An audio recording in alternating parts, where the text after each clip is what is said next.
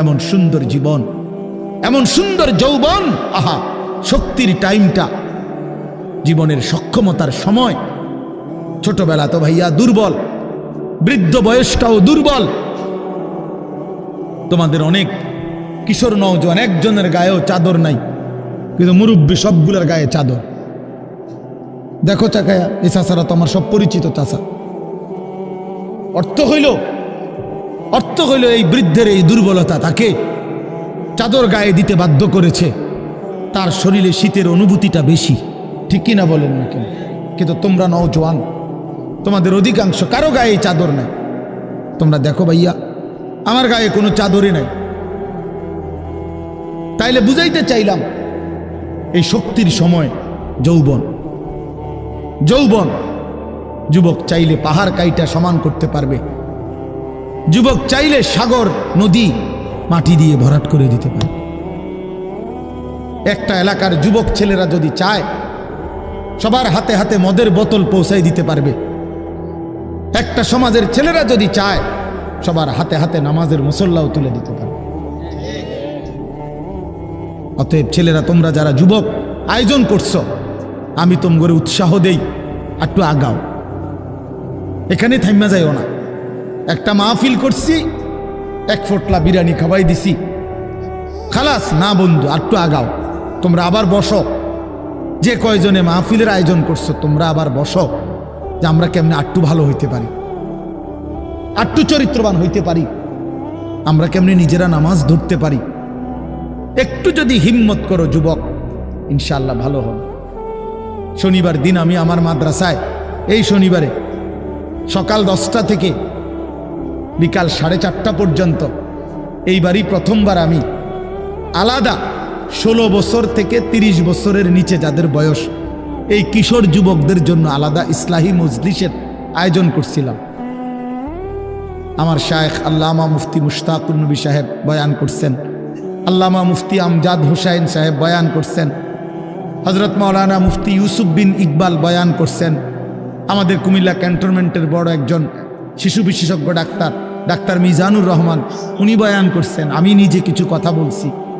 প্রায় 600 ছেলে এন্ট্রিভুক্ত আসছে, এখানে উপস্থিত হয়েছে 600। সন্দ্বীপে, চট্টগ্রামে আমরা প্রতি বছর সন্দ্বীপ যাই, সেখানে 4টা-5টা ছেলে ফজরের নামাজের জন্য, তারা বন্ধু কলেজের ছেলে, 4-5 জন ছেলে মাত্র। ওরা একদিন সিদ্ধান্ত নিছিল, ওরা সবসময় ফজরের নামাজ পড়তো, তো ওরা একদিন সিদ্ধান্ত নিছে যে ফজরের পরে তারা সন্দ্বীপ তো সাগরের পারে, তো সাগরের পারে হাঁটতো তারা। তো তারা একদিন সিদ্ধান্ত নিছিল আজ থেকে 1 বছর আগে, যে আমরা সকালবেলা না হাইটা চলো আমরা বন্ধুদেরকে ফজরের জন্য জাগাই, ফজরের ক্যাম্পেইন করি, ফজরের জন্য গণসংযোগ করি। এই 4-5 জন ছেলে উদ্যোগ নিয়ে শুরু করছে। ঠিক 1 বছরের মেহনতে এই গত নভেম্বর, 24 সালের নভেম্বরে আমি গেছি মাহফিলে, ওইখানে তারা আমার লিস্টেড, ফজরের পরে আমি তাদের জন্য আলাদা বয়ান করছি, তাদের আলাদা মাহফিল হয়েছে ফজরের পরে। মানে রাইতে আমি যেই প্যান্ডেলে ওয়াজ করছি, ওই প্যান্ডেলটা তারা সকালের জন্য আবার ভাড়া নিছে। বুঝেন না এই কথা? আমি ওখানে ছিলাম, আর ওখানে রাত্রে আসা যায় না, ওইটা সন্দ্বীপে স্পিড বোট দিয়ে আইতে যাইতে হয়, তো তার রাইতে আওয়ানোর সিস্টেম নাই, থাকতে হয়। এই জন্য ফজরের পরে আবার বয়ান করছি 1.5 ঘন্টা। তো ওরা, আমি বললাম এত ভোরে ছেলেরা আইবনি, কয় হুজুর আসবে ইনশাল্লাহ, আপনি দেখেন। তারা আমারে দেখাইছে কাগজে কলমে লিস্টেড করা, প্রায় 4,500 ছেলে এখন ফজরের নামাজ জামাতে পড়ে। যুবক চাইলে কি না পারে, যুবক চাইলে ভাঙতে পারে, যুবক চাইলে গড়তে পারে, যুবক চাইলে বুলডোজার দিয়ে সমান করে লাইতে পারে, সমান করে ফেলতে পারে।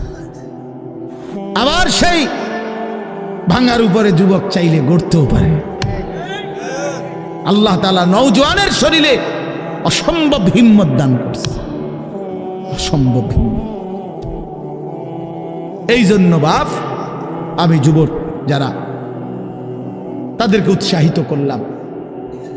মহান আল্লাহ পাক রব্বুল আলামিন আমাদেরকে বলছেন, আমি তোমাদের ইমানদার, ইমান নিলাম, আমি ইমান দিছি বান্দা, আমি গত বছর যখন তাবলিগের সফরে ছিলাম দিনাজপুর জেলায়, গত বছর আগস্ট মাসে ৭২ বছর বয়স্ক একজন হিন্দু লোককে কালেমার দাওয়াত দিছিলাম। ওনার 2 ছেলে মুসলমান। ওনারে আমি 2.5 ঘন্টা কালেমার দাওয়াত দিছি। আমরা 3 জন আলেম মিলে কত অনুনয় বিনয় করছি, কাকুতি মিনতি করছি, কাঁদছি, চোখের পানি ফেলছি। একটা বার চাচা কালেমা পড়েন, আপনার ছেলে মুসলমান, ছেলের বউ মুসলমান, আপনার নাতি নাতনি সব মুসলমান, আপনি এখনো বসে আছেন কেন? আহা, এই ৭২ বছর হয়ে গেছে। বুড়া মিয়া কয় আমি ওটা বলবো না, পড়ব। বলে নাই। আমি আমার সাথীদের কাছে, আমার 26 জন সাথী নিয়ে চিল্লায় গেছি। 16 জন আলেম, এক চিল্লা সফরে 950 মানুষ আল্লাহর রাস্তায় বের হয়েছে চিল্লার জন্য। আলহামদুলিল্লাহ, আল্লাহই করাইছে। তো বলতেছিলাম, আমি সাথীদের কাছে এসে বলছিলাম যে দেখেন ৭২ বছর বয়স হয়ে গেছে, এক আল্লাহর বান্দা, তার জবান দিয়া কোনোদিন তার মালিকের নামটা বের হয়। আমারে আপনারে আল্লাহ তাআলা কত বড় তৌফিক দিছে যে আমরা কত হাজারবার, লক্ষবার কালেমা লা ইলাহা ইল্লাল্লাহ মুহাম্মাদুর রাসূলুল্লাহ এটা যে আমরা পড়তে পারি, পড়তে পারছি, এই সৌভাগ্যের কৃতজ্ঞতা কি? এটা যদি আল্লাহ আমগো জবান দিয়ে কোনোদিন না বলাইতো। কথা বলে না বাপ, এই ছেলেরা মিয়া, এই আব্বাস যারা নামাজ পড়ো না, আরে না ফরমান, তুই যদি হিন্দুর ঘরে জন্ম নিতে, তুই যদি ইহুদির ঘরে জন্ম নিতে, তুই যদি খ্রিস্টানের ঘরে জন্ম নিতি, বেটা কি হতো জীবন যদি কোনোদিন কালেমার আহ্বান না শুনতা? তুমি তো মুসলমানের ঘরে জন্ম নিয়া এভাবে ইমানকে ফেলে দিলা। মুসলমানের ঘরে জন্ম নিয়ে এভাবে নামাজকে প্রত্যাখ্যান করলা।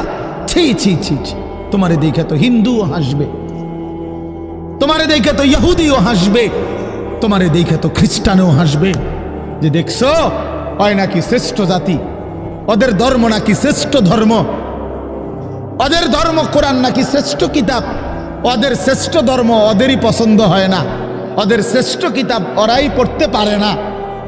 তো এটা কিসের শ্রেষ্ঠ? কথা বলেন না। তাহলে আমি তো আমার ধর্মের অপমান। কথা বলেন না, আমি আমার ধর্মের অপমান না, আমি আমার কোরআনের অপমান। এজন্য তোমরা যারা বেনামাজি ছেলে, তোমরা ধর্মের অপমান। তোমাদের যাদের চুল বেঈমানের মতো, তোমরা মুসলমান ধর্মের অপমান। তোমাদের কারণে আমার ধর্ম লজ্জিত, তোমাদের কারণে ধর্ম বেইজ্জতি হয়েছে। তোমরা ইসলামকে অপমানিত করলা, আল্লাহকে অপমানিত করলা, আমার নবীর শ্রেষ্ঠতম 23 বছরের আদর্শকে তোমরা অপমানিত করলা। এই অপমানের বিচার আল্লাহ করবে, মনে রাখো, ছেড়ে দিবে না বাপ। আল্লাহ কোরআনে বলছে, বান্দা আমি 1 সেকেন্ড ছাড়বো না, আমি হিসাব নিব। তুমি আমারে কি মনে করছো বান্দা? বাদুগা খাওয়াইছি দেখিয়া তুমি মনে করছো আমি মাতি না? হ্যাঁ, কিটা মনে করছো? এ পেশাব পায়খানার ভাত তুমি মনে করছো? আমি কিছুই বলবো না, কিছুই বলবো না। তুমি জানো না ফেরাউনকে শোয়াইছে কে? তুমি জানো না কারুনকে শোয়াই দিছে কে? তুমি জানো না নমরুদ সাদ্দাতকে নিশ্চিহ্ন করে দিয়েছে কে? তুমি শোনো নাই? তুমি আন্দাজ করো নাই আমি আল্লাহ কেমন? এই পৃথিবীর কত অবাধ্য জাতিকে আমি আল্লাহ ধ্বংস করে দিয়েছি, শোনো নাই? কই, গোটা পৃথিবীর সমস্ত আধুনিক প্রযুক্তি থাকার পরেও তো বাবা আমেরিকার ওই বেঈমানরা, ক্যালিফোর্নিয়ার লস অ্যাঞ্জেলস তাদের একটি স্টেট আগুনে দাবানলে পুরে ছাই হয়ে গেছে। লক্ষ লক্ষ কোটি কোটি মিলিয়ন বিলিয়ন ডলারের এক এক বিল্ডিং। আপনারা মুরব্বীরা মিলিয়ন বিলিয়ন ডলার কি তাই বুঝতেন না? কয়টা আপনি 1 মিলিয়ন বিলিয়ন ডলার কত টাকা? কমপক্ষে 300 টাকার বেশি। মানে আপনি এটি বুঝতেন না, টেহাইনি এটান বুঝতেন না। কথা বুঝছেন কিনা? হ্যাঁ, আমরা কিতাবে পড়ছি এক বুজুর্গকে, হ্যাঁ, একটা জিনিস দামি ওনার কাছে ছিল, তো ওনার কাছে বলছি এটা আপনি বিক্রি করে দেন। কত মূল্য? উনি বলছে 100 দিরহাম, 100 টাকা। তখন উনি যখন বিক্রি করে দিছে, ওনারে 100 দিরহাম দিছে, তো অন্য কেউ ওনারে পরে বলছে, হায় হায় জনাব, আপনি তো বহুত বড় ঠকছেন, মাত্র 100 টাকা দাম চাইলেন, এটার দাম তো আরো অনেক। তো উনি বলছেন, আল্লাহর কসম, 100 টাকার উপরে, 100 দিরহামের উপরে কোনো সংখ্যা আছে? আমার তো এটা জানা নেই, আমার তো এর উপরে কিছু জানা নাই। হ্যাঁ, আমার মেজো বোনের বিয়ে যখন হয়েছিল, মেজো বোন, আমি তখন প্রাইমারি শেষ করে মাদ্রাসায় ভর্তি হয়েছি, এই সময় আমার বোনের বিয়ে হয়েছে। তো বোন জামাই যখন ওই আগে ছোটবেলায় বিয়ের দিন বোন জামাই যখন আসছে, তখন শরবত খাওয়াইছি যে গেইটে নাকি, তখন কিছু টাকা দিতে হয় না, যে শরবত খাওয়ায় তারে। তো আমারে 100টা টাকা দিছে উনি প্রথম। তো এগুলা নাকি ওনার কাছে আরো টাকা ছিল, তো এগুলো ওই আরো একটু সাফাসাফি করলে আরো দেয়, আরো কিছু দেয়, না মানলে আরো দেয়, এমনি এমনি নিয়ম ছিল। আমার 100 টাকা দিছে, আর এটা দেখে আমি একটা দৌড়ে আইয়ালাইছি। আমার পুরা মনে আছে, একেবারে কসম, আমার পুরো এখনো মনে হইলো আর এই কথাটা। আমার একেবারে আমার ভাই, চাচাতো ভাইটাই বা অন্যরা এত দমকাইছে, বেউকুফ, 100 টাকা লইয়া দৌড় দিয়ে আইয়ালাইছ। আমি বলছি, আমি তো আসলে এর চাইতে বেশি টাকা জীবনে আর দেখি নেই। তো বলতে চাইলাম, হাজার হাজার কোটি কোটি মিলিয়ন ডলারের এই বাড়ি ভবন, এগুলো পৃথিবীর সর্বাধুনিক প্রযুক্তি দিয়ে, অত্যাধুনিক প্রযুক্তি থাকা সত্ত্বেও, আধুনিক সরঞ্জামাদি থাকার পরেও বাফ আল্লাহর দেওয়া আযাবে আগুনে যখন জ্বলছে, এই কয়দিন হইল, কোনো বেঈমানে 1 সেকেন্ডের জন্য আগুন নিভাইতে পারে নাই। 14,000 ফায়ার সার্ভিস কর্মী একসাথে আপনার পানি দিছে, আরো বাড়ে, আগুন আরো বাড়ছে। তার মানে বোঝা গেল, বাবা, পৃথিবীর কারো শক্তি মূলত কোনো শক্তি না, আল্লাহর শক্তির সামনে, আল্লাহর ফায়সালার সামনে। আল্লাহ যদি ভালো রাখে তাইলেই ভালো থাকা। হ্যাঁ, আপনার টাকা তো আছে 1000 কোটি টাকা, কিন্তু আপনার ফেডে অসুখ, আপনি টেহা দিয়ে কিনবেন। আপনার টাকা তো আছে লক্ষ কোটি টাকা, কিন্তু আপনার তো ডায়াবেটিস, আপনি কিনবেন টাকা দিয়ে, কি করবেন? আপনি 7 রাজার ধন হইলেও কি লাভ হবে আপনার?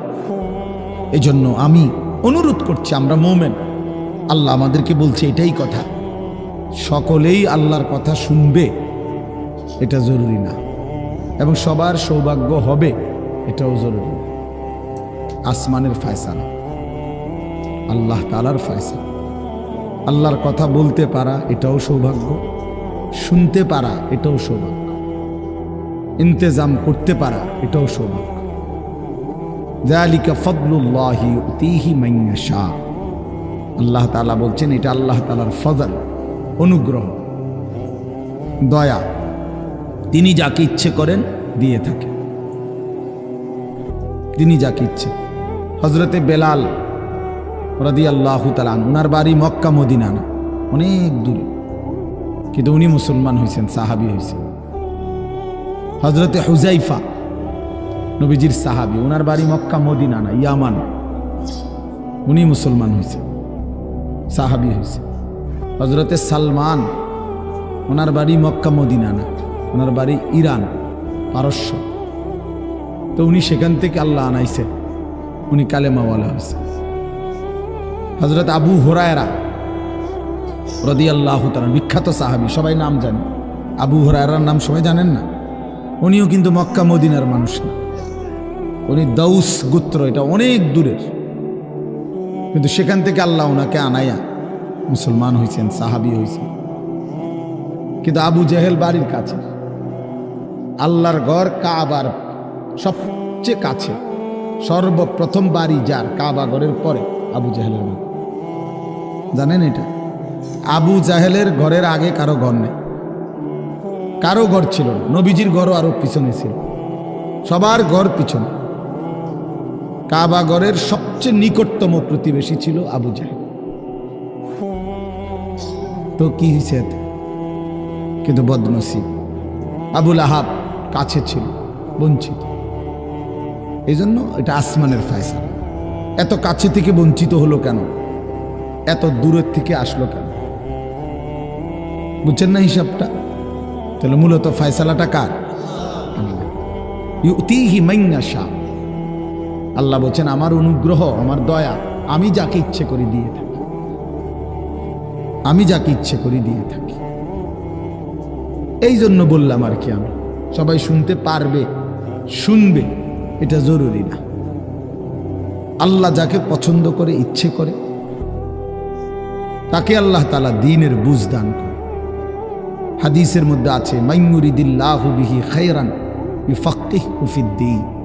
আল্লাহ যার ভালো চান, কল্যাণ করতে চান, তাকেই আল্লাহ তাআলা দ্বীনের বুঝ দান করে, দ্বীনের বুঝ দান করে।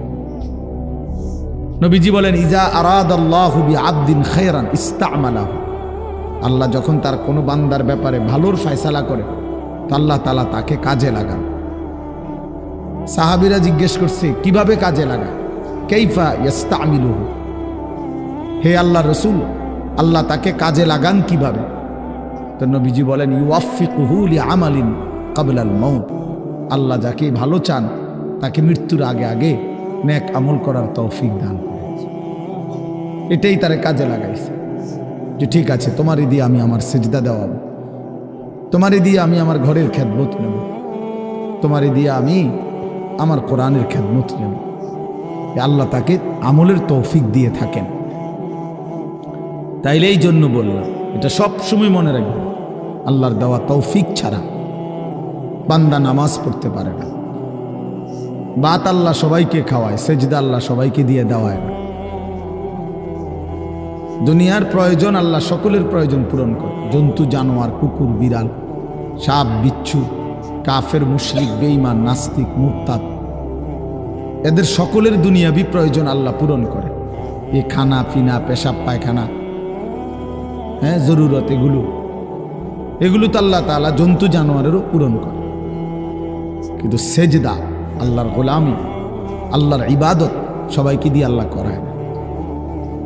আল্লাহ যাকে পছন্দ করে, ইচ্ছে করে, তাকেই আল্লাহ তাআলা তার দ্বীনের জন্য কাজে লাগায়, আল্লাহর ইবাদতের তৌফিক দান করে। এই জন্য এটা সবসময় মনে রাখতে হবে।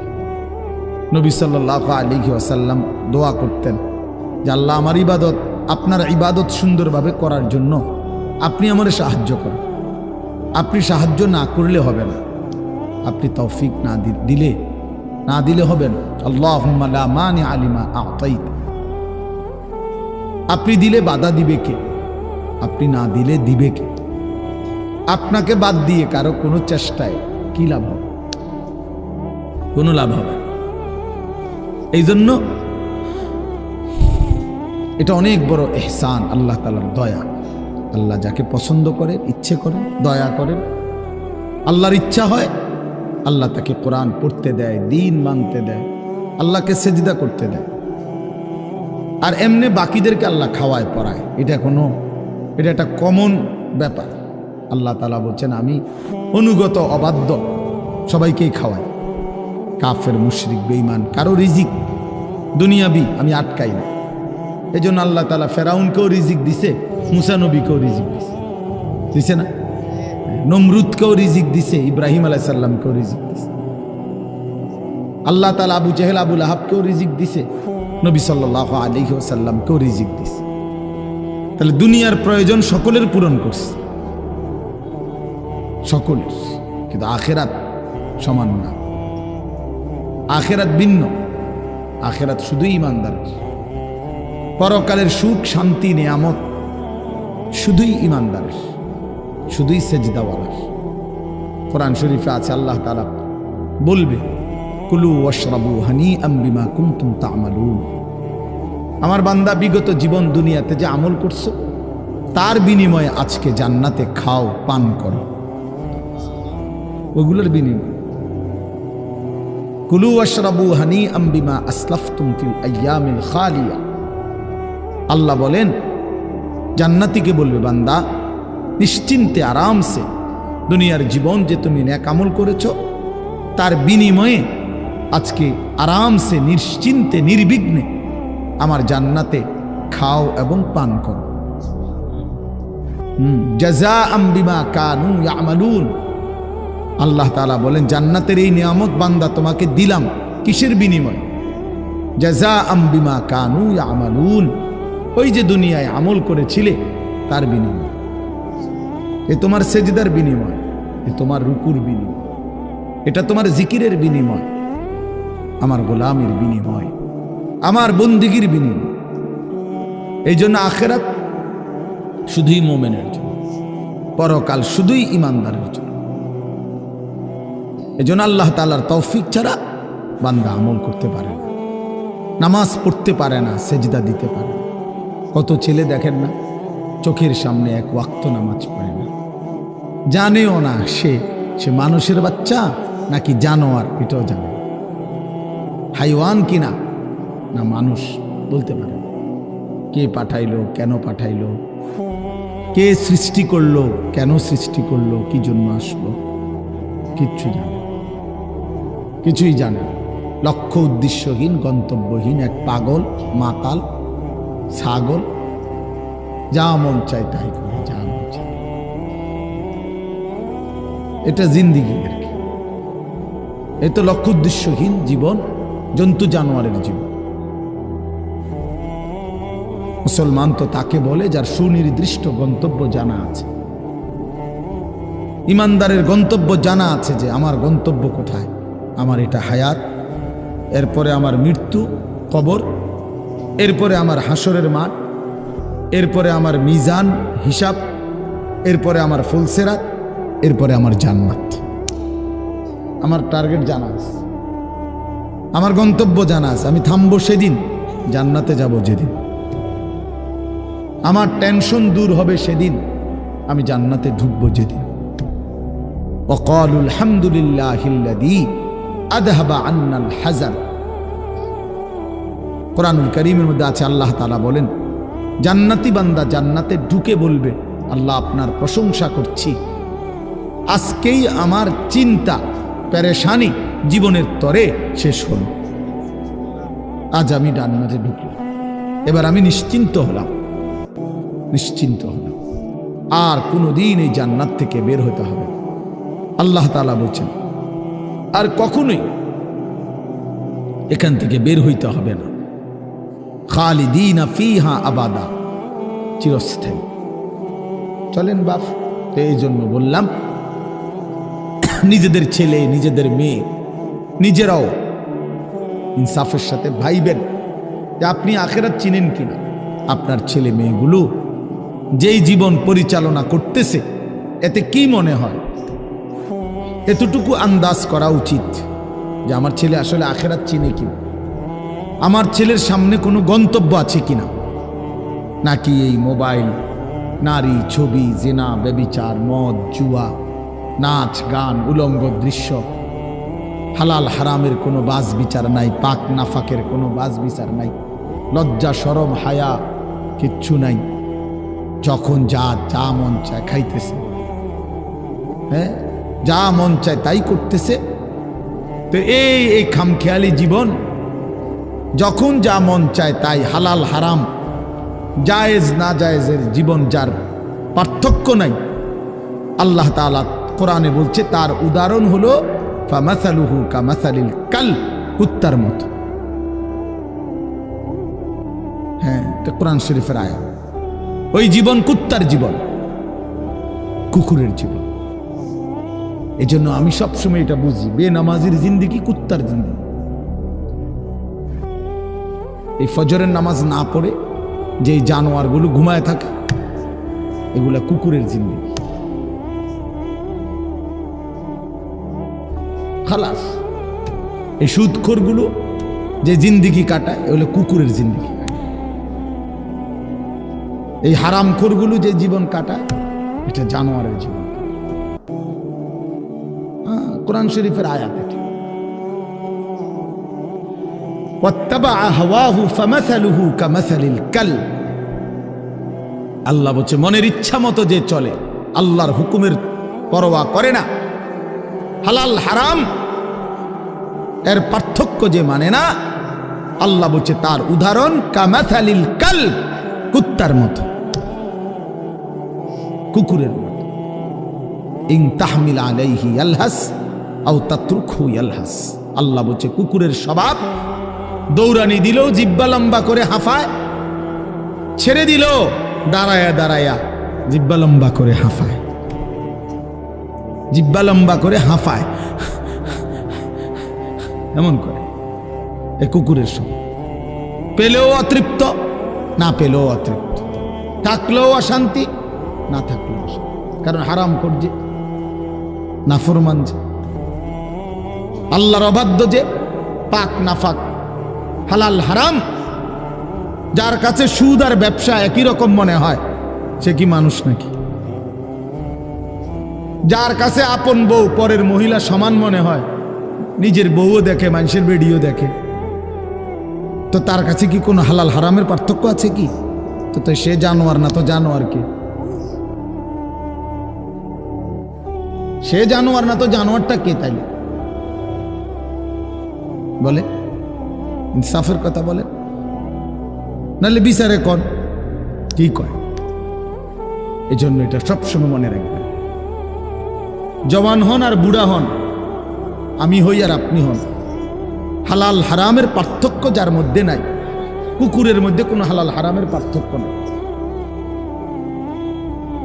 কুকুরের মধ্যে পাক নাফাকের কিছু নেই, কারণ যেহেতু সে জানোয়ার। কিন্তু মানুষ যে ইনসান, তার সৃষ্টিগত সত্তার মধ্যে হালাল হারামের অনুভূতি থাকতে হবে। মুসলমান তাকেই বলবে যার মধ্যে জায়েজ না জায়েজের পার্থক্য আছে, হালাল হারামের অনুভূতি আছে, পাক নাফাকের অনুভূতি আছে। কোরআনুল কারীমে আল্লাহ তাআলা এটা বলছেন। এজন্য নবীজি বলছেন আল হালালু বাইয়িন ওয়াল হারামু বাইয়িন। যেটা হালাল এটা স্পষ্ট, যেটা হারাম এটাও স্পষ্ট। নবীজি বলেন আমি অন্ধকারে রেখে যাই নাই উম্মতকে, একটা সেকেন্ডের জন্য আমি আমার উম্মতকে আড়ালে রেখে যাই নাই, সব কিছু আমি স্পষ্ট বলেছি। হালালগুলোও পরিষ্কার করে দিছি, হারাম যা তাও স্পষ্ট করে দিয়েছি। 24 ঘন্টার যাবতীয় কর্মকাণ্ড আমি আল্লাহ স্পষ্ট করে দিয়েছি।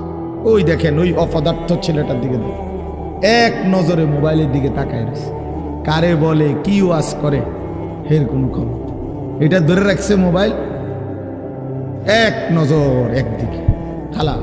এবার ওয়াজ হয়, কারে বলে কি বলে, আমার এত কিছু দরকার, আমি আর আমার মোবাইল।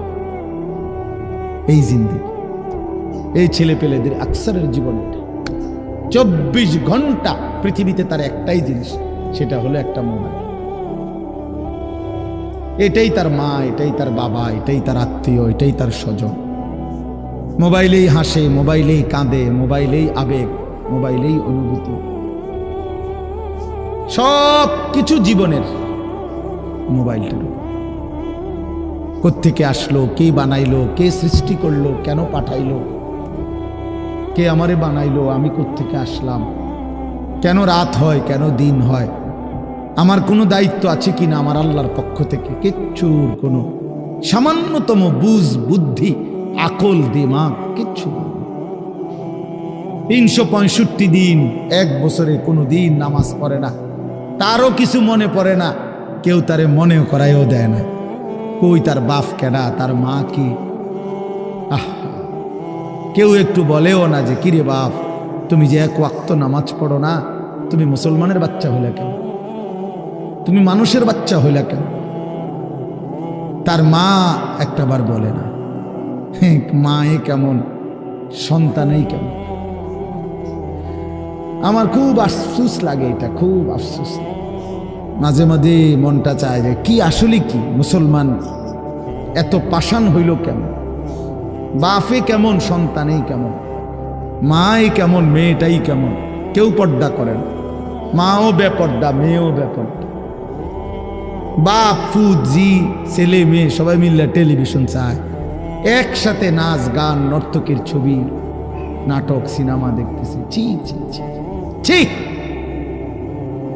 কত নিকৃষ্ট মুসলমান, কত বেশরম বেহায়া নির্লজ্জ হইলে এত বড় বেশরম হইতে পারে? আত্মমর্যাদা, আত্মসম্মান, লজ্জা যদি এক বিন্দু থাকতো তাইলে তো বাবা জিজ্ঞেস করতো যে কিরে বাপ, তুই মুসলমানের ঘরে জন্ম নিয়া এক ওয়াক্ত নামাজ পড়ে না, তুই কেমনে রে আমি মুসলমানের সন্তান হইলি? তুই মুসলমানের ঘরে সন্তান হইলি কেমন? আরে এইটা তো আগে বোঝাপড়া করার বিষয় ছিল। তোর বিদেশ, তোর চাকরি, তোর দাখিল, তোর এসএসসি বেড়া এডি বাদ দে বেড়া, থো বেড়া এডি পরের কথা বেড়া। আগে তুই মুসলমানের বাচ্চা কিনা আগে এটা বল বেটা। তোর নামাজের বোঝাপড়া কর আগে বেটা। কিসের তোর বিদেশ, আবার কিসের তোর দেশ?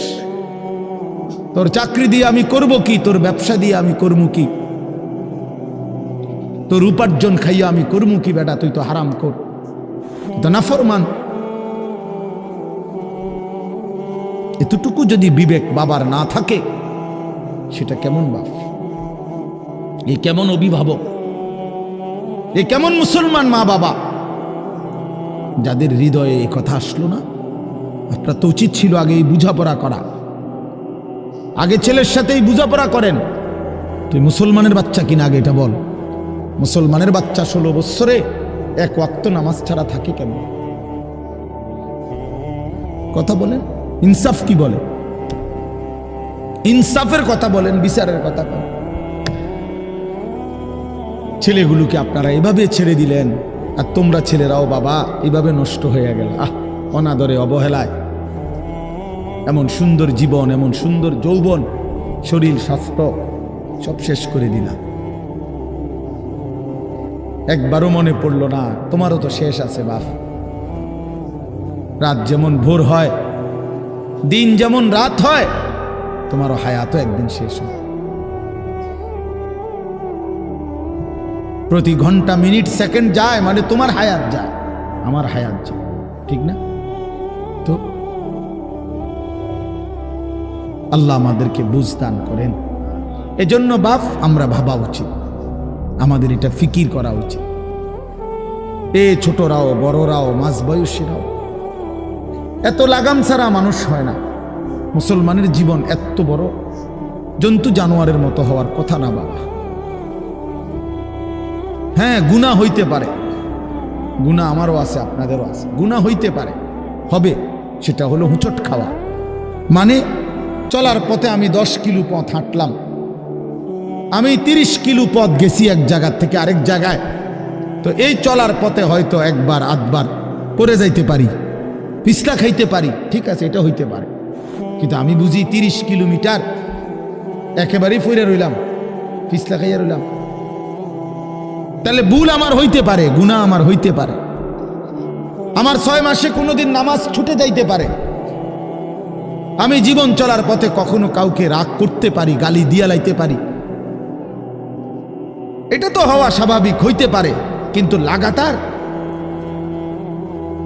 প্রতিদিন একরকম, এটা মুসলমান? কথা বুঝছেন কিনা আমার? আপনি বুঝি এখানে প্রত্যেকদিন মিশা কথা কইবেন, আপনি বুঝি প্রতিদিন সুদ খাইবেন, আপনি বুঝি প্রত্যেক দিন ওজনে কম দিবেন, এটা বুঝি মুসলমান? আপনি বুঝি একদিনও নামাজ পড়তেন না, আপনি বুঝি 365 দিনে কোনোদিন ফজরের নামাজ পড়তেন না, এটা মুসলমান? তো এটা তো হুচট খাওয়া না, এটা তো গাদ্দারি, এটা তো ইচ্ছা করে ঠান্ডা মাথায় ধীরে সুস্থে ভেবে চিনতে আল্লাহর সাথে গাদ্দারি করতেছে, আল্লাহরে বুড়া আঙ্গুল দেখাইতেছে যে দেখো কইলা কেন সেজদা দিতাম না, চাই কিতা করতাম। আল্লাহ বলবে অসুবিধা নাই বান্দা, বাতে না খাও, আর তো বেশি কিছু না, দুগা খানাই তো খাও আর ঘুম যাও, খানা তো কুত্তাও খায়। তবে মনে রাখো কবরে আইসো একটা লাথি দেওয়া মু ফেরেস্তারে দিয়া, একটা লাথি, এক লাথিতে বুঝবা আমার নাফরমানির শাস্তি কি। কাল্লা সাউফা তা'লামুন সুম্মা কাল্লা সাউফা তা'লামুন। আল্লাহ বলে বান্দা কবরে আইসো, আমি বুঝায় দেব আমার নাফরমানির শাস্তিটা কি। ফেরেশতা দুই কান বরাবর। আল্লাহর নবী বলছেন নাফরমানের কবরে ফেরেশতা ফায়াদরিবু দারবাতান বাইনা উযুনাইহি, দুইটা কান বরাবর ঘাড়ের মধ্যে প্রত্যেকটা আঘাত করবে লোহার হাতুড়ি দিয়ে। ফায়াসিহু সাইহাতান, নাফরমান কবরে এত জোরে চিৎকার করবে ইয়াসমাউহা মান ইয়ালিহি ইল্লা সাকালাইন। আল্লাহর নবী বলেন দুনিয়াবাসী মানুষ এবং জিন ব্যতীত আল্লাহর সব সৃষ্টি ওই বেঈমানের কবরের চিৎকার শুনতে পাবে, এমন জোরে চিৎকার দিবে। একটা একটা আঘাত এভাবেই চলবে কিয়ামত পর্যন্ত, এভাবেই চলবে কিয়ামত পর্যন্ত। আল্লাহর নবী সাল্লাল্লাহু আলাইহি ওয়াসাল্লাম বলেন নাফরমান পাপীকে যখন কবরে রাখা হবে, তিনটা প্রশ্নের উত্তর যখন নাফরমান দিতে পারবে না, সাথে সাথে কবর তারে এত জোরে একটা চাপ দিবে, একটা চাপ দিয়া ডান পাশের মাটি বাম দিকে, বাম দিকের মাটি ডান পাশে চলে আসবে। হাত্তা তাখতালিফা আদলাউহু, আল্লাহর নবী বলেন ডান পাশের পাঁজরের হাড্ডি ভাইঙ্গা বাম পাশে ঢুকে যাবে, বাম পাশের হাড্ডিগুলো ভাইঙ্গা ডান পাশে ঢুকে যাবে। নবীজি দেখায়া দিছে হাত্তা তাখতালিফা আদলাউহু, এইভাবে দুই আঙ্গুল একটা যেমন আরেকটার মধ্যে ঢুকে যায়, আল্লাহর নবী বলেন এভাবে পাঁজরের হাড্ডি একটা আরেকটার মধ্যে ঢুকে যাবে।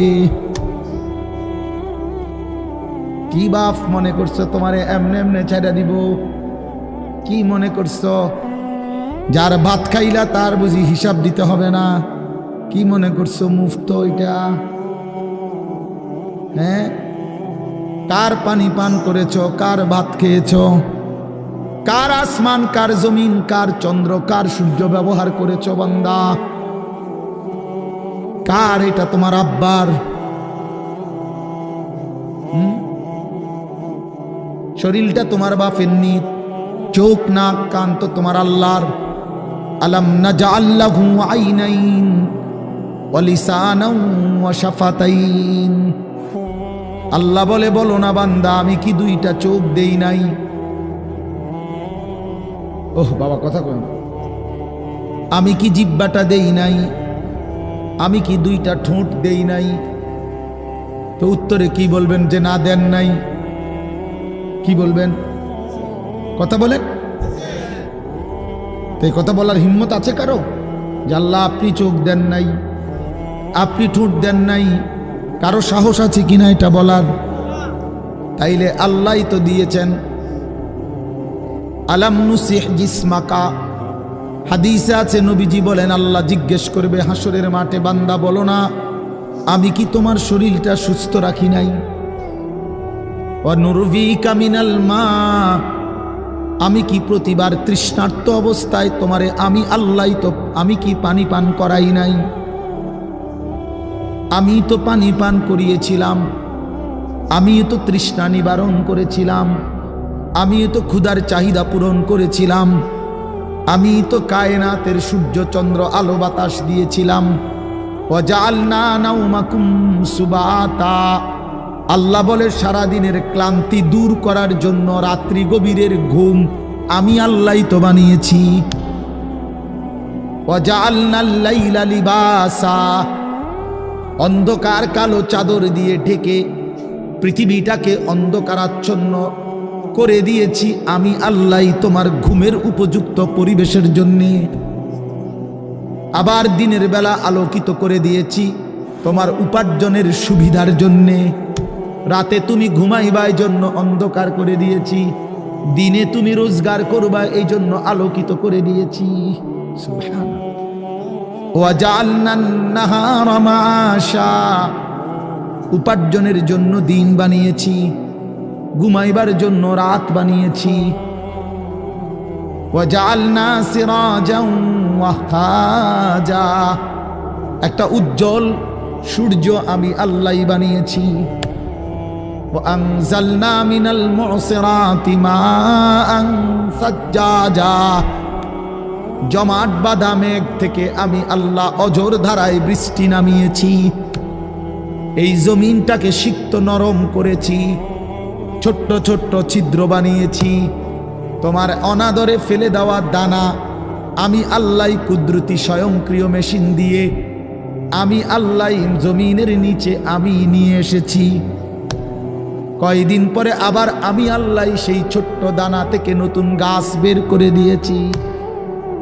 লিনুখরিজা বিহি হাব্বান ওয়া নাবাতা, তাহলে রিজিকের ব্যবস্থা আমি করলাম, ঘুমের ব্যবস্থা আমি করলাম, উপার্জনের পরিবেশ আমি করে দিলাম, শরীর স্বাস্থ্য জীবন যৌবন আমি দিলাম।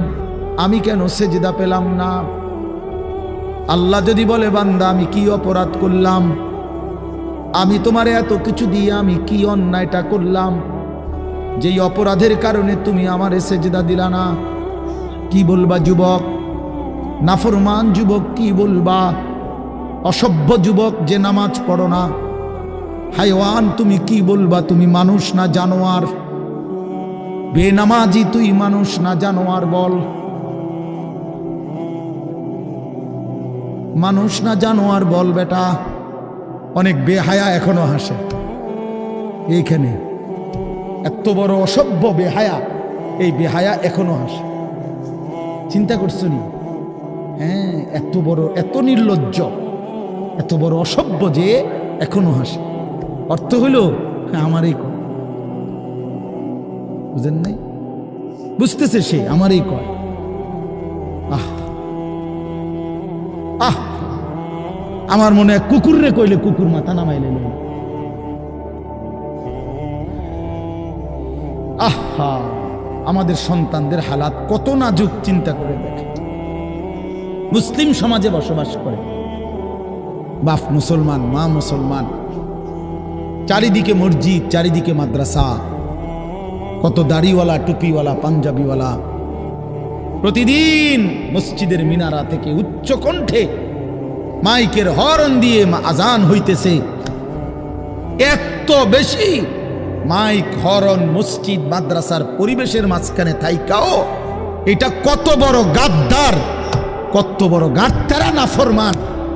এত সুন্দর চারদিকে মসজিদ, মাদ্রাসা, আলেম ওলামা, দাড়ি টুপি, মাদ্রাসার পরিবেশের ভেতরে থাইকাও জানোয়ারে একটা সেজদা দেয় না। কত বড় নিকৃষ্ট জানোয়ার, চিন্তা করছে। এই বাপ, এমন সন্তান পাইলা কবরে যাই আফসোস ছাড়ার কিচ্ছু নেই। আজকে যদি এই আফ্রিকার জঙ্গলে থাকতো তাহলে হয়তো যে বাবা এত বড় আফ্রিকার জঙ্গলে ছিলাম যেখানে কোনো দিন কোনো আজান হয় নাই, যেখানে কোনো মসজিদ দেখি নাই, মাদ্রাসা দেখি নাই, আল্লাহ চিনব কোত্থেকে? আমি তো আফ্রিকার জঙ্গলের ভিতরে থাকতাম। বলেন, একটা ছেলে বলেন, এই ছেলেগুলো বেনামাজি যে ছেলেগুলো, এদেরকে জিজ্ঞাসা করেন যে বাবা তুই কি আল্লাহ চিনলি না, না রাসূল চিনলি না? তুমি বাবা কি মসজিদ চিনলা না, মাদ্রাসা চিনলা না? কোনোদিন কি কোরআন দেখলা না? কারো লাশ, কারো জানাজা, কারো কবর কিছুই দেখো নাই? কিচ্ছুই তোমার কলজার মধ্যে কোনো এক বিন্দু কোনো বিবেক অনুভূতি জাগাইল না? শুধু নারী, শুধু একটা মোবাইল, শুধু একটা ছবি, শুধু একটা অশ্লীল দৃশ্যের কাছে হেরে গেলা। ছেলেরা বলো বাবা, তোমরা বলো, কার কাছে হাইরা গেলা? কেমনে হাইরা গেলা তুমি? তোমার বাপ মুসলমান, মা মুসলমান, তোমার ঘর মুসলমান, তোমার দাদা দাদি, নানা নানি, চাচা মামা, ফুফা খালু সব মুসলমান। তোমার এলাকার চারদিকে আজান হয়, তোমার মহল্লার প্রত্যেক গলিতে গলিতে মাদ্রাসা আছে, কোরআনের ঘর আছে, তোমারই কোনো না কোনো চাচাতো ভাই, মামাতো ভাই, ফুফাতো ভাই, আত্মীয় কেউ না কেউ হাফেজে কোরআন আছে, আছে না? তালেবে ইলম আছে, মাদ্রাসায় পড়ুয়া আছে। এত কিছু দেখার পরেও যার কলিজায় এক ওয়াক্ত নামাজ পড়তে মন চায় না, তার দিল পাথরের চাইতে শক্ত, তার দিল জন্তু জানোয়ারের দিলের চাইতে নিকৃষ্ট। কারণ এ বড় শক্ত হারামি, মনে রাখে। সে কিছুই মনে করে না আল্লাহকে, কিছুই মনে। এত মসজিদ মাদ্রাসা, এত নামাজ রোজার এত চিহ্ন দেখাও তে কয় আমি কিছুই বিশ্বাস করি না। আমি বিশ্বাস করি আমার জীবন হইল মোবাইল, আমার জীবন হইল নারী, আমার জীবনের অর্থ হইল ছবি, আমার জিন্দিগির মাকসাদ হইল উলঙ্গ ছবি দেখা, নর্তকী দেখা, জিনা ব্যভিচারের দৃশ্য দেখা, মদের আড্ডা, জুয়ার আড্ডা, নারীর আড্ডা, কোন অশ্লীল মেয়ের পিছনে জীবনটা শেষ করে দেওয়া, খালাস। আমি বুঝছি এটাই জীবন। কিসের মসজিদ, কিসের মাদ্রাসা, কিসের আল্লাহ, কিসের রাসূল, আমি এগুলা বুঝি না। এতটা উল্টে গেল কেন? এত বড় লানত হলো কেন বলেন বাবা? অতএব আপনাদের কাছে অনুরোধ করলাম, আপনারা আপনাদের বিবেককে নিয়ে ভাবেন। তোমরা ছেলেরাও বাবা রাগ হইও না, বুঝতে শেখো বাবা। কে ফিরাবে তোমাদেরকে? কে ফিরাবে? কে ফিরাবে? কে ফিরাবে বাপ? তোমরা কি কোনোদিন মরবা না? আজ যদি মৃত্যু হয়, এই বেনামাজি জিন্দিগি নিয়ে কেমনে কবরে যাইবা? ঠিকবা কেমন? এই নাফরমানের জিন্দিগি নিয়ে কেমনে ঠিকবা? এই জন্য আমরা প্রত্যেকেই প্রস্তুতি নেই। যদি ভাবতে শিখি, বুঝি, সামান্য অনুভূতি জাগে, তাহলে এই অনুভূতিটাকে কাজে লাগাবার, একটা জনের গুনাহ মাফ করে নতুন করে নিজেকে আল্লাহর ইবাদত, ঈমান, আমলের দ্বারা সজ্জিত করার একটা শ্রেষ্ঠতম সিজন, মৌসুম আসতেছে। সেটা হলো মাহে রমজান। মাহে রমজান বড় বেশি সুযোগ আসতেছে। আল্লাহ যদি দয়া করে হায়াত দেয়, তো পিছনের সব গুনাহ মাফ করিয়ে নতুন সাজে নিজেকে সজ্জিত করার, আখিরাতের রঙে রঙিন করার, জান্নাতের রঙে নিজেকে গড়ে তোলার এক শ্রেষ্ঠতম মাস মাহে রমজান। রমজান মানে অন্য কিছু, রমজান মানে ভিন্ন কিছু। রমজান মাসে মানে নিজেকে বদলানোর মাস, রমজান মানে নিজেকে পরিবর্তনের মাস, রমজান মানে নিজেকে আখিরাতের রঙে রঙিন করার মাস, রমজান মানে আল্লাহ তাআলার মহব্বতে, রাসূলুল্লাহ সাল্লাল্লাহু আলাইহি ওয়াসাল্লামের মহব্বতে ডুবে যাওয়ার মাস। এটা আমাদের সামনে। আল্লাহ আমাদের জন্য রমজানের হায়াত ভিক্ষা দান করেন। আল্লাহ যেন আমাদের সকলকে রমজান পর্যন্ত পৌঁছিয়ে দেন। এই আয়াত দেখেন, আল্লাহ তাআলা বলছেন, ইয়া আইয়ুহাল্লাযীনা আমানু, হে ঈমানদারগণ, কুতিবা আলাইকুমুস সিয়াম, তোমাদের উপরে রোজা ফরজ করা হলো, কামা কুতিবা আলাল্লাযীনা মিন ক্বাবলিকুম, যেমনটা ফরজ করা হয়েছিল তোমাদের পূর্ববর্তীগণের উপর, মানে পূর্বের ঈমানদার উম্মতদের উপর। কেন ফরজ করা হলো রোজা? উদ্দেশ্য কি? আমি আল্লাহর, লাআল্লাকুম তাত্তাকুন, যেন তোমরা মুত্তাকি হতে পারো, মুত্তাকি হইতে পারো, আল্লাহ ভীরু হইতে পারো। আর মুত্তাকি হলে কি লাভ হবে? উইদ্দাত লিল মুত্তাকিন, আল্লাহ বলে জান্নাত বানানোই হয়েছে মুত্তাকিদের জন্য। মুত্তাকি হবে তো জান্নাতি হবে, জান্নাতি হবে। এই আয়াতটার অল্প একটু কথা, আমি এই আয়াতটাই পড়ছি সূরা বাকারার 183 নম্বর আয়াত, দ্বিতীয় পারা, দ্বিতীয় সূরা। এটার উপর আর একটু কথা বললে আমার কথা শেষ। আমরা আমাদের যদি পরিবর্তন চাই, পরিবর্তনের সুযোগ মাহে রমজান। আমরা যদি আখিরাত সাজাইতে চাই, আমাদের জন্য শ্রেষ্ঠ সুযোগ মাহে রমজান। আমরা যদি ঘুরে দাঁড়াইতে চাই, আমাদের জন্য শ্রেষ্ঠ সুযোগ মাহে রমজান। মাহে রমজান, আল্লাহ নাফরমানির এই জিন্দিগি আমি ছেড়ে দেব, আপনার রঙে রঙিন হব, তাইলে শ্রেষ্ঠতম সুযোগ মাহে রমজান। মাহে রমজানের মধ্যে অসম্ভব শক্তি আছে, মাহে রমজানের মধ্যে অসম্ভব পাওয়ার আছে।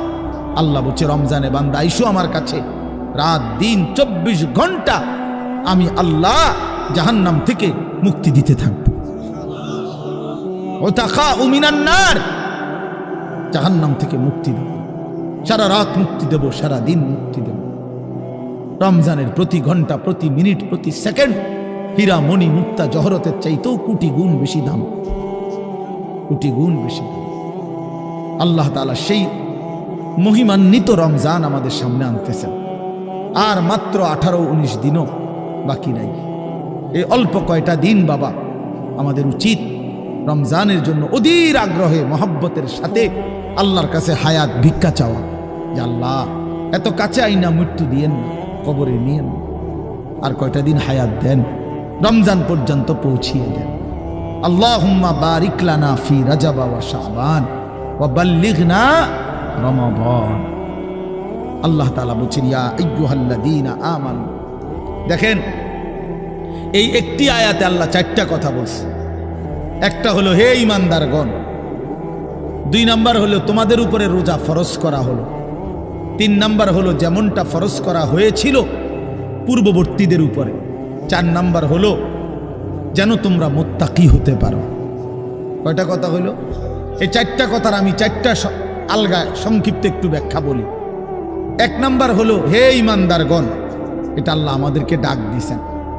তাফসীরের মধ্যে আছে আদম আলাইহিস সালাম থেকে নিয়ে আমাদের নবী পর্যন্ত, ইতিপূর্বে আমাদের নবীর আগে যত নবী পৃথিবীতে আল্লাহ পাঠাইছেন, ওই নবীদের উপরে যারা ঈমান আনছিল, ওই নবীদের আমলে তাদের কাউকে কোনোদিন আল্লাহ তাআলা এই শব্দ দিয়ে হে ঈমানদারগণ, ইয়া আইয়ুহাল্লাযীনা আমানু বলে ডাক দেন নাই। আগে সর্বপ্রথম আমাদের নবী, আখিরি নবী, আল্লাহর বন্ধু, আমাদের নবীর ভালোবাসায় আল্লাহ তাআলা বলছে, বন্ধু, বিগত কোন নবীর ঈমানদার উম্মতকে আমি যেই শব্দে ডাকি নাই, এই প্রথম আপনার ভালোবাসায় আপনার ঈমানদার উম্মতকে আমি ইয়া আইয়ুহাল্লাযীনা আমানু এই নতুন শব্দে ডাক দিলাম। হে ঈমানদারগণ, হে ঈমানদার, তোমরা আমার। তাফসীর ইবনে কাসিরের মধ্যে আছে, যে ঈমানদার সে আল্লাহর বন্ধু, যে মুমিন সে কার বন্ধু? আল্লাহর বন্ধু। আল্লাহর বন্ধু, মুমিনের বন্ধু আল্লাহ, আল্লাহর বন্ধু মুমিন, আল্লাহর বন্ধু মুমিন। এই জন্য তাফসীরে লিখছে হে ঈমানদারগণ, এই কথার আরেকটা তর্জমা এটা, হে আমার বন্ধুগণ। আল্লাহ যেন ডাক দিয়া বলছে, হে আমার বন্ধুগণ, তোমরা আমার বন্ধু, তোমরা আমার। আমি বানাইছি বহু জনেরে, তোমরা বানাইছি আমার জন্য, আমার জন্য। তোমরা আমার, তোমরা আমারে মেনে নিয়েছ, তোমরা আমার কালেমা পড়েছ, তোমরা আমার রাসূলকে মেনে নিয়েছ, অতএব তোমরা আমার। তোমাদের কালেমা লা ইলাহা ইল্লাল্লাহ মুহাম্মাদুর রাসূলুল্লাহ, এটা আমি গ্রহণ করলাম, গ্রহণ করে আমি নিলাম, এই জন্যই আমি তোমাদেরকে ডাক দিলাম। তুমি বলছো আমি এনে ভর্তি হমু, ওই যে আমারে মোহাম্মদে বলছে, তার ছোট ভাই হাফেজ মুশাররফ কয়, আমার আজকে বললো যে হুজুর ভর্তি করামু আপনার মাদ্রাসায়, তো কি কোন সময় আমু, ফরম নিয়ম কানুন কি? আমি এত কথা তোমার দরকার কি, হাতে ভর্তি হইব সারছে তো আর কি। তার মানে আমি বলতে চাইছি, তারে কি বুঝাইলাম, তোমার এত নিয়ম কানুনের দরকার কি, আমি তারে নিলাম, খালাস, আমি ভর্তি নিলাম। তাইলে অর্থ হইল আল্লাহ তাআলা বলছেন, বান্দা তোমার কালেমা আমি নিলাম, তোমার ঈমান আমি নিলাম, এই জন্য আমি তোমারে মুমিন বলে ডাক দিলাম। আল্লাহ কাউকে নিজের করে ডাক দেওয়া, খোদার কসম, এটা তার জীবনের সবচেয়ে বড় পাওয়া। যদি দিল থাকতো তাইলে আমরা বুঝতাম। এক এমপি সাহেব যদি কারো নাম নেয়, এক মন্ত্রী সাহেব কারো নাম নেয়, আর তারে যদি কেউ আইয়া কয় আজকে তো মন্ত্রী সাহেবের কাছে গেছিলাম আর উনি তোমার নাম নিছে, তোমার কথা ভালো কইছে, বাবা হেতে বেটা তো মানে ঠ্যাঙালগি দিয়ে আটটা লাগবে। হ্যাঁ বাইতে ইয়া ঘরে বেড়ি কথাবার্তা সাবধান আগের মতো নাই, যেরুম মনে করছে এরুম না। কি কিছে মন্ত্রী সাহেব আজকেও আমার নাম লইছে, জিঙ্গাও মানে সে এটাকে খুব গৌরবের মনে করবে, ঠিক কি না বলেন না কেন? সবার কাছে ঘুরে ঘুরে বলার চেষ্টা করবে আমি কিন্তু মন্ত্রীর পরিচিত। হাদিসের মধ্যে আছে এক সাহাবী উবাই ইবনে কাব রাদিয়াল্লাহু তাআলা আনহু, সাহাবীদের মধ্যে নবীজির সবচেয়ে সুন্দর কোরআন শরীফ পড়তেন যিনি, ওনার নাম হলো উবাই ইবনে কাব। তো এই উনি নবীজি একদিন উনাকে বলছেন এই সাহাবীকে যে উবাই এদিকে আসো, তুমি আমারে কোরআন শরীফ পড়ে শোনাও, বুঝছেননি? তখন ওই সাহাবী একটু লজ্জিত হয়ে বলতেছি, ইয়া রাসূলুল্লাহ, আমি আপনার সামনে কোরআন পড়বো? অথচ কোরআন তো আমরা আপনার থেকেই শুনি, কোরআন আপনার উপরেই নাজিল হয়, আমি কোন সাহসে আপনার সামনে কোরআন পড়ি?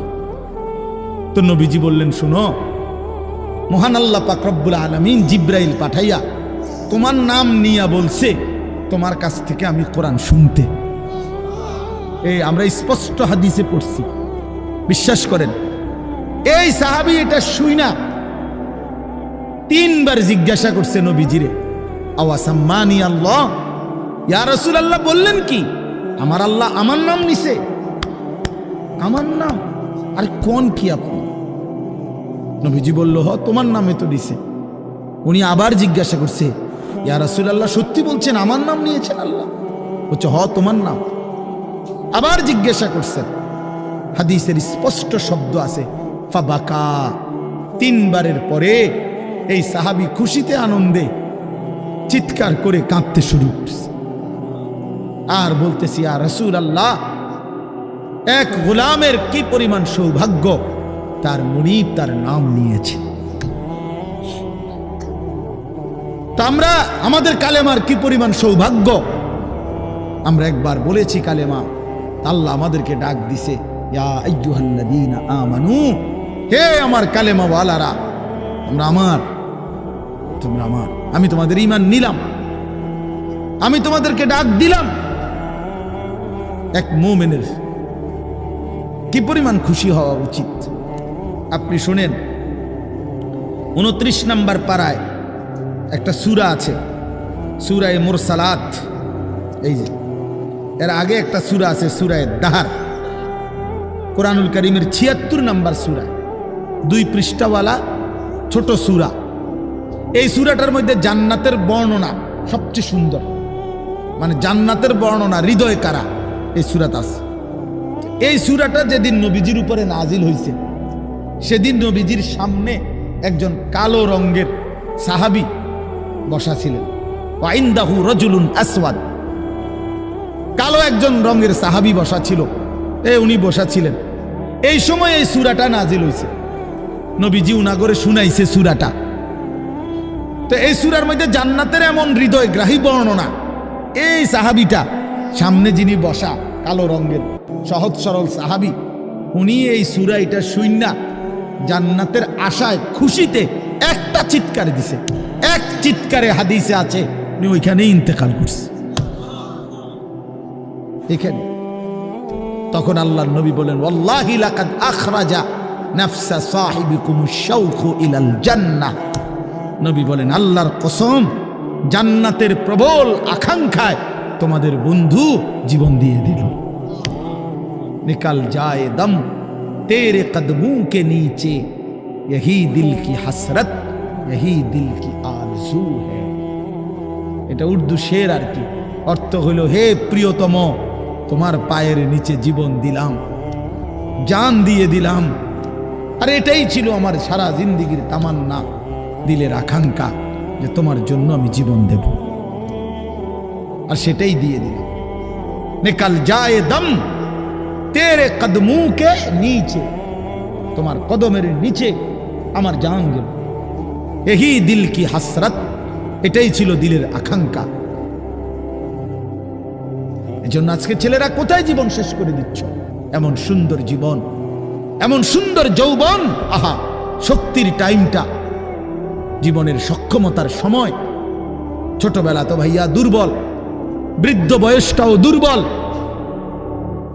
তোমাদের অনেক কিশোর নওজোয়ান একজনের গায়েও চাদর নাই, কিন্তু মুরব্বী সবগুলোর গায়ে চাদর। দেখো চাকায়া, এই চাচারা তো আমার সব পরিচিত চাচা। অর্থ হইল এই বৃদ্ধের এই দুর্বলতা তাকে চাদর গায়ে দিতে বাধ্য করেছে। তার শরীরে শীতের অনুভূতিটা বেশি, ঠিক কিনা বলেন না কেন? কিন্তু তোমরা নওজোয়ান, তোমাদের অধিকাংশ কারো গায়ে চাদর নাই। তোমরা দেখো ভাইয়া, আমার গায়ে কোনো চাদরই নাই। তাইলে বুঝাইতে চাইলাম এই শক্তির সময় যৌবন। যুবক চাইলে পাহাড় কাইটা সমান করতে পারবে। যুবক চাইলে সাগর নদী মাটি দিয়ে ভরাট করে দিতে পারে। একটা এলাকার যুবক ছেলেরা যদি চায়, সবার হাতে হাতে মদের বোতল পৌঁছাই দিতে পারবে। একটা সমাজের ছেলেরা যদি চায়, সবার হাতে হাতে নামাজের মুসল্লাও তুলে দিতে পারে। অতএব ছেলেরা, তোমরা যারা যুবক আয়োজন করছো, আমি তোমাদের উৎসাহ দেই, একটু আগাও। এখানে থাইমা যাইও না। একটা মাহফিল করছি, এক ফোটলা বিরিয়ানি খাওয়াই দিছি, খালাস না বন্ধু, একটু আগাও। তোমরা আবার বসো, যে কয়জনে মাহফিলের আয়োজন করছো তোমরা আবার বসো, যে আমরা কেমনে একটু ভালো হইতে পারি, একটু চরিত্রবান হইতে পারি, আমরা কেমনে নিজেরা নামাজ ধরতে পারি। একটু যদি হিম্মত করো যুবক, ইনশাআল্লাহ ভালো হবে। শনিবার দিন আমি আমার মাদ্রাসায় এই শনিবারে সকাল 10টা থেকে বিকাল 4:30 পর্যন্ত, এইবারই প্রথমবার আমি আলাদা 16 বছর থেকে 30 বছরের নিচে যাদের বয়স, এই কিশোর যুবকদের জন্য আলাদা ইসলাহি মজলিসের আয়োজন করছিলাম। আমার শায়েখ আল্লামা মুফতি মুশতাকুর নবী সাহেব বয়ান করছেন, আল্লামা মুফতি আমজাদ হোসাইন সাহেব বয়ান করছেন, হজরত মাওলানা মুফতি ইউসুফ বিন ইকবাল বয়ান করছেন, আমাদের কুমিল্লা ক্যান্টনমেন্টের বড় একজন শিশু বিশেষজ্ঞ ডাক্তার মিজানুর রহমান উনি বয়ান করছেন, আমি নিজে কিছু কথা বলছি। প্রায় 600 ছেলে এন্ট্রিভুক্ত আসছে, এখানে উপস্থিত হয়েছে 600। সন্দ্বীপে, চট্টগ্রামে আমরা প্রতি বছর সন্দ্বীপ যাই, সেখানে 4টা-5টা ছেলে ফজরের নামাজের জন্য, তারা বন্ধু কলেজের ছেলে, 4-5 জন ছেলে মাত্র। ওরা একদিন সিদ্ধান্ত নিছিল, ওরা সবসময় ফজরের নামাজ পড়তো, তো ওরা একদিন সিদ্ধান্ত নিছে যে ফজরের পরে তারা সন্দ্বীপ তো সাগরের পারে, তো সাগরের পারে হাঁটতো তারা। তো তারা একদিন সিদ্ধান্ত নিছিল আজ থেকে 1 বছর আগে, যে আমরা সকালবেলা না হাইটা চলো আমরা বন্ধুদেরকে ফজরের জন্য জাগাই, ফজরের ক্যাম্পেইন করি, ফজরের জন্য গণসংযোগ করি। এই 4-5 জন ছেলে উদ্যোগ নেওয়া শুরু করছে। ঠিক 1 বছরের মেহনতে এই গত নভেম্বর, 24 সালের নভেম্বরে আমি গেছি মাহফিলে, ওইখানে তারা আমার লিস্টেড। ফজরের পরে আমি তাদের জন্য আলাদা বয়ান করছি, তাদের আলাদা মাহফিল হয়েছে ফজরের পরে। মানে রাইতে আমি যেই প্যান্ডেলে ওয়াজ করছি, ওই প্যান্ডেলটা তারা সকালের জন্য আবার ভাড়া নিছে। বুঝেন না এই কথা? আমি ওখানে ছিলাম, আর ওখানে রাত্রে আসা যায় না, ওইটা সন্দ্বীপে স্পিড বোট দিয়ে আইতে যাইতে হয়, তো রাইতে আওয়ানোর সিস্টেম নেই, থাকতে হয়। এই জন্য ফজরের পরে আবার বয়ান করছি 1.5 ঘন্টা। তো ওরা, আমি বললাম এত ভোরে ছেলেরা আইবুনি, কয় হুজুর আসবেন ইনশাআল্লাহ, আপনি দেখেন।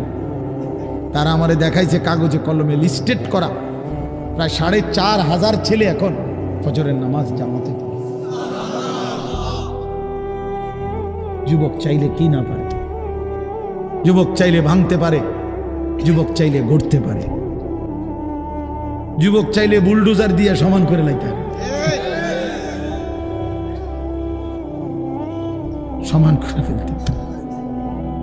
আবার সেই ভাঙার উপরে যুবক চাইলে গড়তেও পারে। আল্লাহ তাআলা নওজোয়ানের শরীরে অসম্ভব হিম্মত দান করছে, অসম্ভব হিম্মত। এই জন্য বাপ, আমি যুবক যারা, তাদেরকে উৎসাহিত করলাম। মহান আল্লাহ পাক রব্বুল আলামিন আমাদেরকে বলছেন, আমি তোমাদের ইমানদার, ইমান নিলাম, আমি ইমান দিছি বান্দা।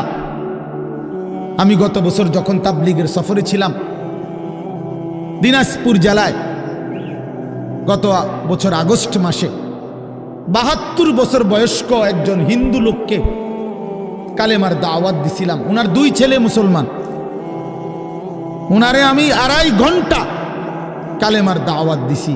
আমরা 3 জন আলেম মিলে কত অনুনয় বিনয় করছি, কাকুতি মিনতি করছি, কাঁদছি, চোখের পানি ফেলছি।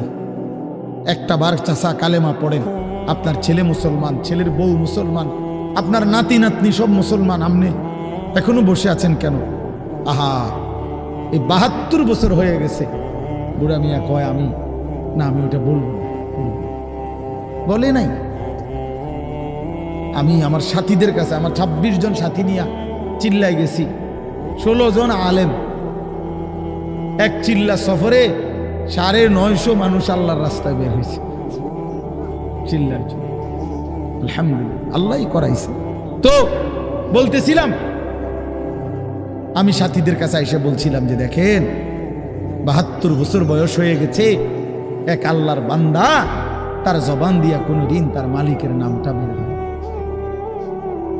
আমারে আপনারে আল্লাহ তাআলা কত বড় তৌফিক দিছে যে আমরা কত হাজারবার, লক্ষবার কালেমা লা ইলাহা ইল্লাল্লাহ মুহাম্মাদুর রাসূলুল্লাহ এটা যে আমরা পড়তে পারি, পড়তে পারছি, এই সৌভাগ্যের কৃতজ্ঞতা কি? এটা যদি আল্লাহ আমগো জবান দিয়ে কোনোদিন না বলাইতো। কথা বলে না বাপ, এই ছেলেরা মিয়া, এই আব্বাস যারা নামাজ পড়ো না, আরে না ফরমান, তুই যদি হিন্দুর ঘরে জন্ম নিতি, তুই যদি ইহুদির ঘরে জন্ম নিতি, তুই যদি খ্রিস্টানের ঘরে জন্ম নিতি, বেটা কি হতো জীবন? যদি কোনোদিন কালেমার আহ্বান না শুনতা। তুমি তো মুসলমানের ঘরে জন্ম নিয়া এভাবে ইমানকে ফেলে দিলা। মুসলমানের ঘরে জন্ম নিয়ে এভাবে নামাজকে প্রত্যাখ্যান করলা।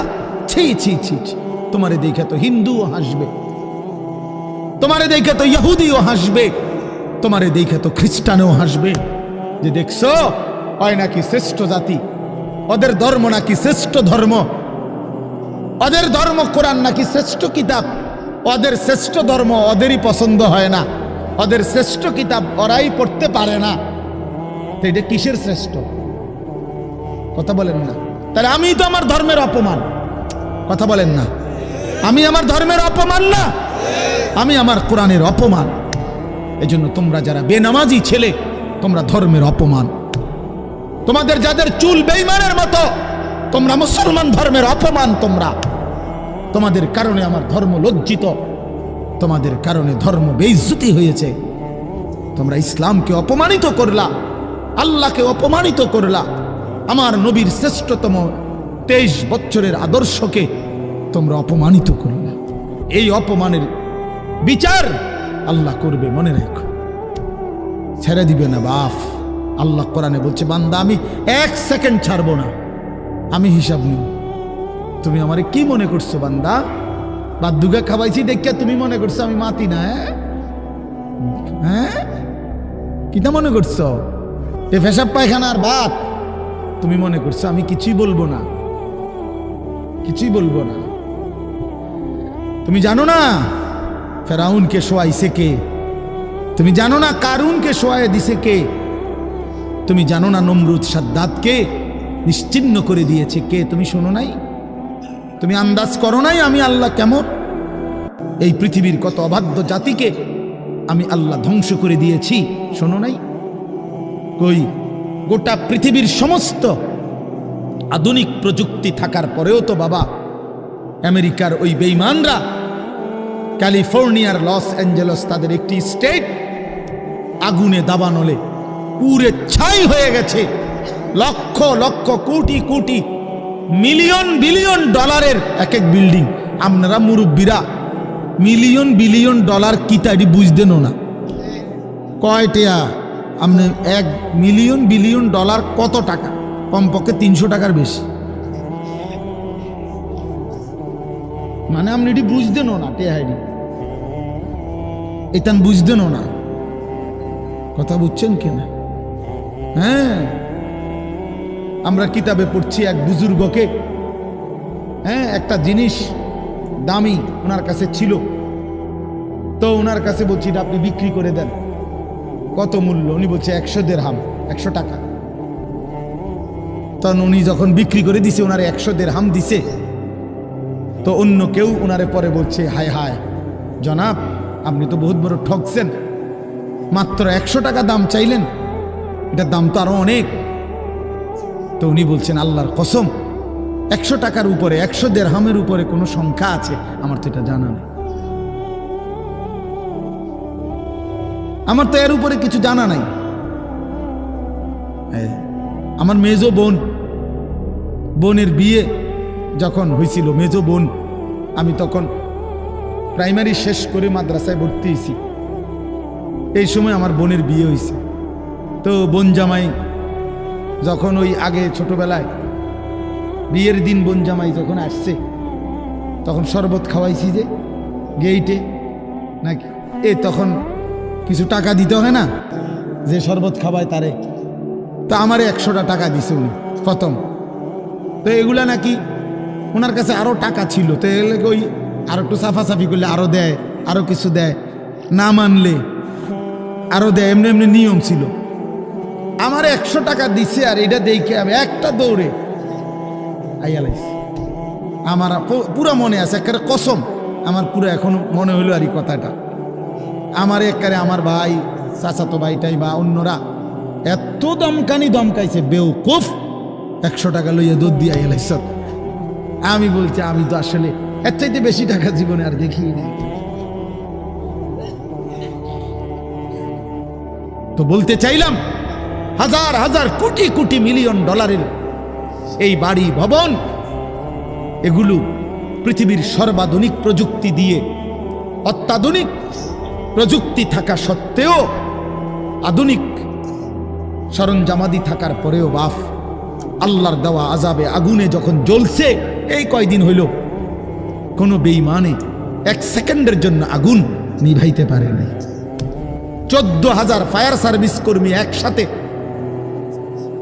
একসাথে আপনার পানি দিছে, আরো বাড়ে, আগুন আরো বাড়ছে। তার মানে বোঝা গেল বাবা, পৃথিবীর কারো শক্তি মূলত কোনো শক্তি না, আল্লাহর শক্তির সামনে, আল্লাহর ফয়সালার সামনে। আল্লাহ যদি ভালো রাখে তাইলেই ভালো থাকা। হ্যাঁ, আপনার টাকা তো আছে 1000 কোটি টাকা, কিন্তু আপনার ফেড অসুখ, আপনি টেহা দিয়ে কিনবেন। আপনার টাকা তো আছে লক্ষ কোটি টাকা, কিন্তু আপনার তো ডায়াবেটিস, আপনি কিনবেন টাকা দিয়ে কি করবেন? আপনি 7,000 ধন হইলেও কি লাভ হবে আপনার? এই জন্য আমি অনুরোধ করছি, আমরা মুমিন, আল্লাহ আমাদেরকে বলছে এটাই কথা, তোমাদের উপরে আমি রোজা ফরজ করলাম, তোমরা আমার হুকুম মানো, তোমরা আমারে মানো বান্দা। রোজা মানে বিরত থাকা, সিয়াম মানে বিরত থাকা, তার মানে গুনাহ থেকে বাঁচো, হালাল বস্তু থেকে বাঁচো। আমি তোমাদেরকে হারাম তো হারামই, হারাম থেকে আবার ফিরাবো কেন? হারাম থেকে তো ফিরতে সারা বছরের জন্যই বলে দিছি। তো আমি রমজান মাসে তোমাদের 3টি হালাল খাবার হালাল ছিল, পানি হালাল ছিল, হালাল স্ত্রী হালাল ছিল। আমি রমজানের 30টা দিন, একটা মাসে তোমাদের জন্য খাদ্য, পানি, স্ত্রী, এই 3টা জিনিস হালাল বস্তু আমি হারাম করে দিলাম।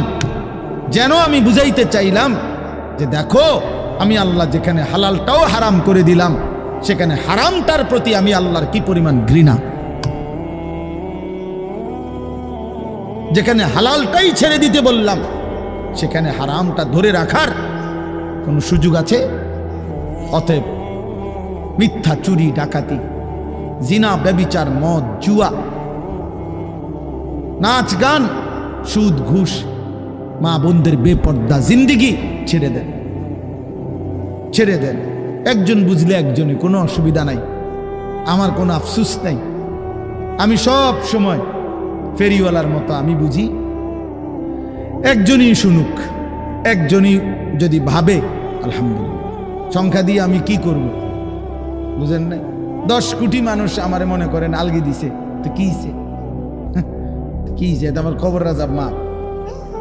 বাংলাদেশের একেবারে মনে করেন 50 লাখ লোক আমার চিনে, তো কি হইছে? এটা আমার কবর রাজাব মা।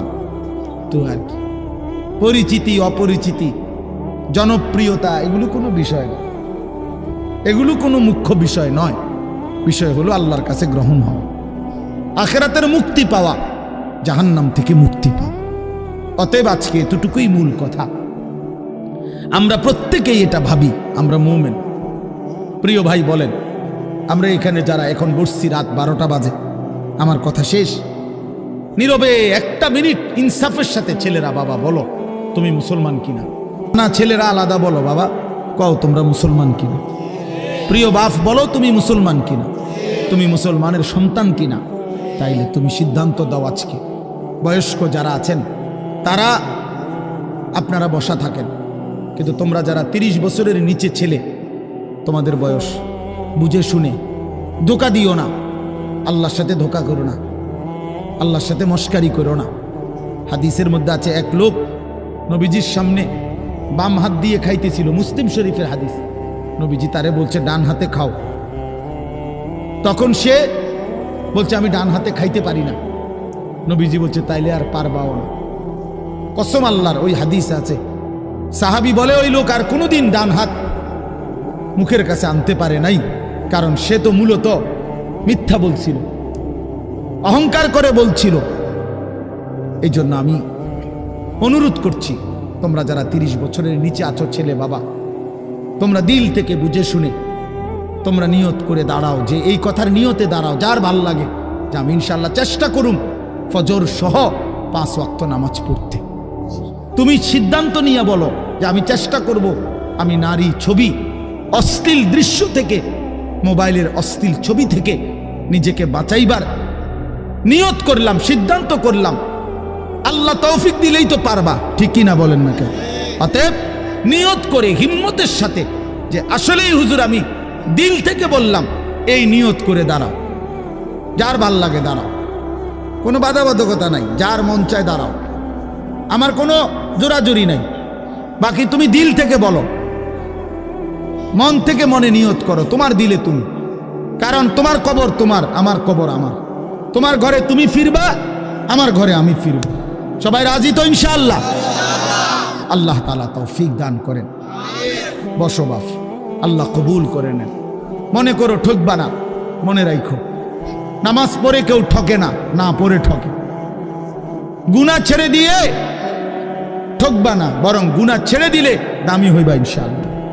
দামি হইও, নিজে দামি হবা, মনে রাখো দামি। একটা জিনিস শেষ মনে রাখো ছেলেরা, যে কোনো মূল্যে আমরা আলহামদুলিল্লাহ গোটা পৃথিবী নিয়ে আমাদেরও পড়ালেখা করা আছে, সারা পৃথিবীর হালাত আমরাও বুঝি কম বেশ। আমরা জেনারেল লাইনেও পড়ালেখা করছি, কুমিল্লা ভিক্টোরিয়া কলেজ থেকে মাস্টার্স পাস করছি, সরকারি আলিয়া মাদ্রাসা থেকে কামেল পাস করছি, কওমি মাদ্রাসা থেকে দাওরায়ে হাদিস পাস করছি। তাহলে মাটির তলে থাকি না, পৃথিবীর নিয়ে আমরাও গবেষণা ভাবি। কাজে সারা পৃথিবীর যেই পরিস্থিতি বর্তমান এবং আমাদের কোরআন সুন্নাহর যেই ভাষ্য, এই সবগুলো বিশ্বাস করো, একত্রে মিলাইলে এ কথা আমাদের কাছে একেবারে স্পষ্ট, আগামীর পৃথিবী ইসলামের পৃথিবী, আগামীর পৃথিবী কোরআনের পৃথিবী। মনে রাখো বললাম বাপ, তুমি দেখবা, তোমার হায়াতেই দেখবা ইনশাআল্লাহ। এখন যাদের বয়স এই 20, 25, 26, 28, যাদের বয়স 12, 15, তোমরা ইনশাআল্লাহ আগামীর ইসলাম দেখবা, কালেমার বিজয় দেখবা। তোমরা শুনবা যে ফিলিস্তিন বিজয়ী, তোমরা শুনবা সারা পৃথিবীতে কালেমার পতাকা উড়েছে, তোমরা শুনবা ইউরোপ আমেরিকার শক্তি নিশ্চিহ্ন হয়ে গেছে, তোমরা শুনবা ইসরায়েলের কুত্তারা পরাজিত হয়ে গেছে। সেদিন বুঝবা ইমানদারি দামি, সেদিন বুঝবা চরিত্রবান ছেলেটাই দামি, সেদিন বুঝবা নামাজি ছেলেটাই দামি। আর যারা চরিত্র নষ্ট করে ফেলেছ, তুমি ফালতু কোনো না কোনো সিফাত কুনাত পইরা থাকবে। এই জন্য আমরা দয়া করি ইনশাআল্লাহ প্রত্যেকেই আমরা ইনশাআল্লাহ নামাজ পড়বো তো ইনশাআল্লাহ। ভালো হও, চরিত্রবান হও, নিজের জীবন গঠন করো।